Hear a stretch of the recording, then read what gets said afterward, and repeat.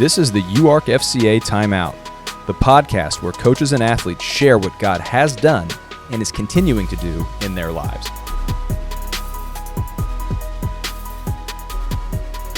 Today, I've got Brooklyn from the University of Arkansas. You know, I could try to introduce you, but please introduce yourself to us. Tell us where you're from, what do you do, as in what sport do you play, how old are you, and just tell us kind of when did you meet the Lord for the first time? Yeah, so I'm Brooklyn Biancamano. I'm from Long Beach, Mississippi. I run track and field here at the U of A, and I'm 20 years old, so that means I'm a sophomore.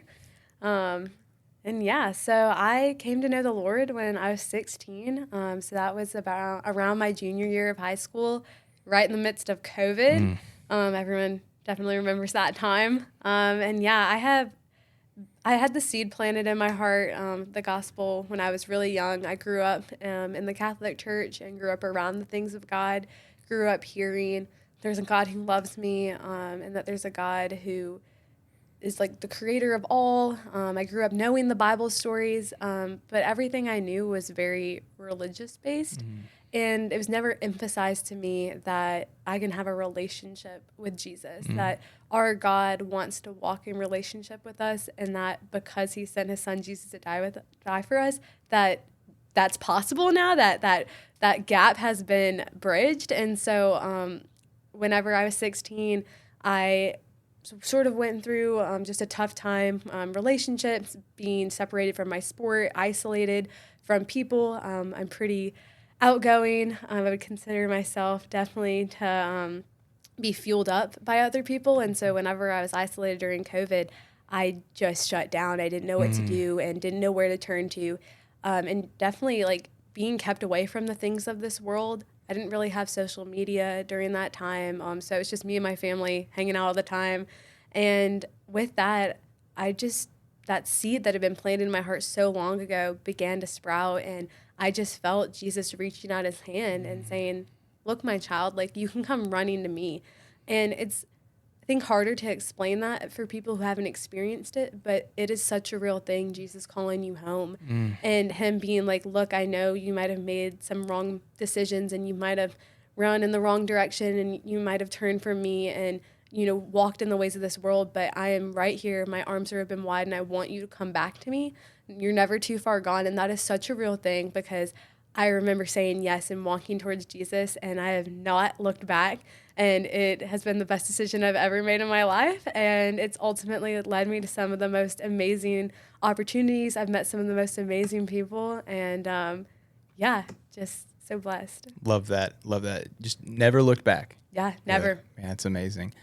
You have had a lot of opportunities. I know that you've spoken at a couple FCA game day rallies. You get to South Africa doing a leadership internship.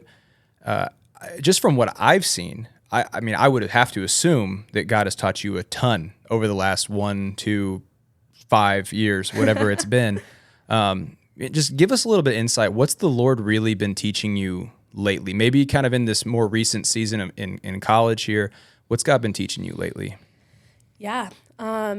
So, of course, God's teaching me things all the time. He teaches all of us. And I feel like even things that I learned a long time ago, I'm still learning them. Like, you just never stop growing. You've never reached this apex of knowledge. Obviously, God knows so much more than we do, and we're just very limited. But I would say right now, more so just after Thanksgiving break here, just walking into a new season of just watching God have ultimate control over things. Just knowing and seeing that he places people in your life, places instances and circumstances in your life at such the optimum time when you least expect it.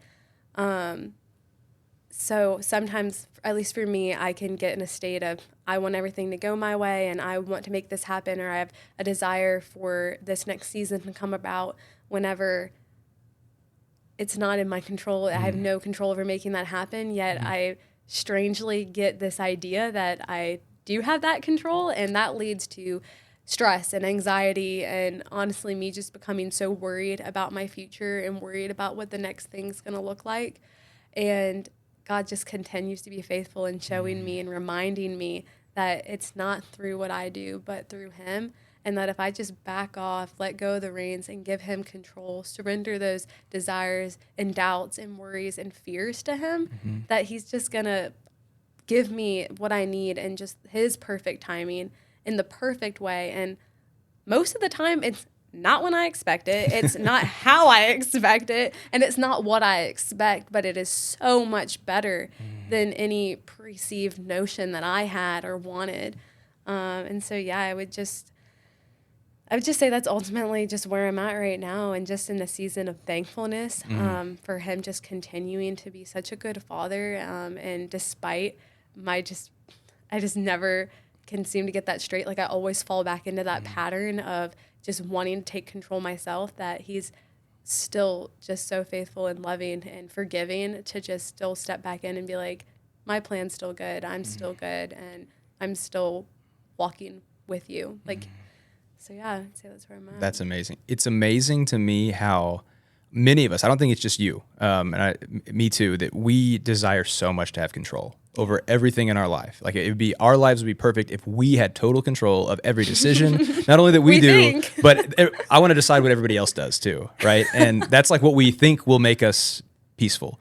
And it's amazing how often when we deliberately choose to say, God, you know what? No, I'm going to surrender to you, that it's all of a sudden there is that peace, right? That kind of surpasses understanding, as Paul would say in Philippians. It's the less control that we choose to retain, the more in control God is, the more peace we have. And that's what I feel like I hear you saying. And it's so amazing. So when you think about that maybe there's a story, maybe there's a specific moment that led to that realization, but I'm curious how kind of releasing control, how have you applied that in your life, and how would you maybe encourage others, like, that they can apply that principle in their lives?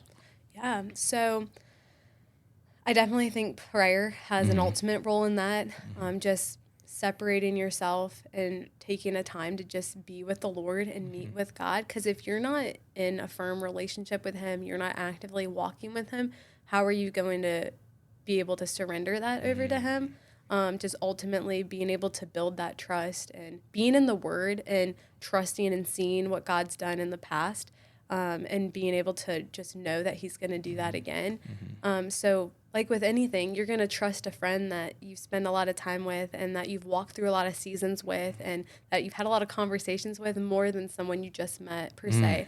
I'm going to be more vulnerable with them. I'm going to give them more. I'm going to trust them with more things, and ultimately to rely on them to come through, because I've seen them do it before. And so just as a little example, since you said that there are probably multiple instances that have led me to just realize the season that I'm in and what I'm learning. And I would just say one of them is sort of my summer plans and the expectation that I have for them. So I was supposed to potentially go on a trip with FCA to Israel this coming summer in 2024. Due to some unforeseen circumstances, that trip's most likely not happening. And so I was just very fearful for, well, what is my summer going to look like? I want to honor the Lord with my summer. I want to be a good steward of the time and the people that God placed me around. But I want to just find that opportunity.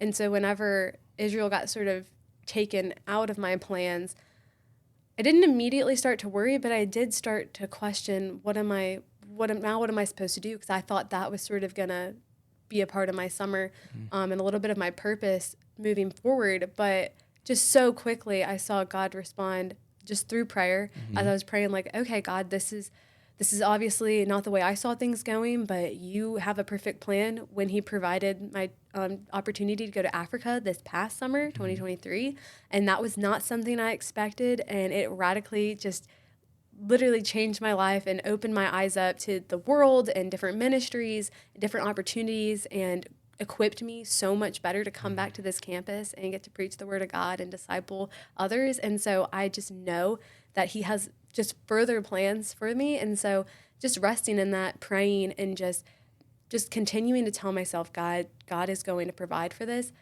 Within the past week, I've had 2 different conversations for 2 different mission opportunities this summer in 2 different countries. And then also through my church, there are other opportunities, which I'm not sure if that's something I'm going to be a part of. Some other mission trips they're doing due to some conflicts with my own schedule. But just watching that unfold, it's taken all the doubt and worry away immediately. Knowing like, okay, God's working it out. I didn't even have to bring up these conversations. He just inserted the people. I didn't even know one of the ladies. I talked to her last night, and she was looking at me and was like, yeah, I do sports missions, and we go and do sports camps. And I was like, where? And she was like, Italy. And I was like, that's so awesome. And she's like, want to go? Wow. Now, not saying I'm going to go, but just that the opportunity was presented, and that more opportunities than I even thought possible are now at my plate. I don't know how they're all going to play out, but just God has been so faithful to be like, boom, boom, boom, boom, boom. Like here, like this one thing fell through, but I can instantly supply so much more than you even thought possible. Wow, yeah. So the harvest is plentiful, right? But the laborers are few. And I feel like that's a prayer that if you're brave enough to say, God, put me to work for your kingdom, he'll find work for you to do. Absolutely. And it sounds like you said, God, put me to work. And you said, I'll give you more opportunities than you could ever ask for or imagine. And that's amazing. So, man, I love that. The best way to surrender to God is to spend time with him, just like you would with a friend or a family member. And the way you do that is prayer, your devotional. And I also know that just me knowing you, I know that you participate in your church a lot. You come to a lot of FCA. You're a vice president, Monday Night Huddle, FCA. So there's no shortage of community for you either. That's so amazing. Well, Brooklyn, thank you so much for joining me today. Very grateful to get to hear some of your story and what God's been teaching you. And we look forward to maybe catching up in the future. Yeah, thanks for having me. I really enjoyed it. Awesome. Thanks for listening to this episode of UARKFCA Timeout. If you enjoyed the story, learned something new, or both, consider subscribing and sharing this episode with a friend. You can follow us online at UARKFCA, and always remember to take the time out to recognize that you have a powerful story too.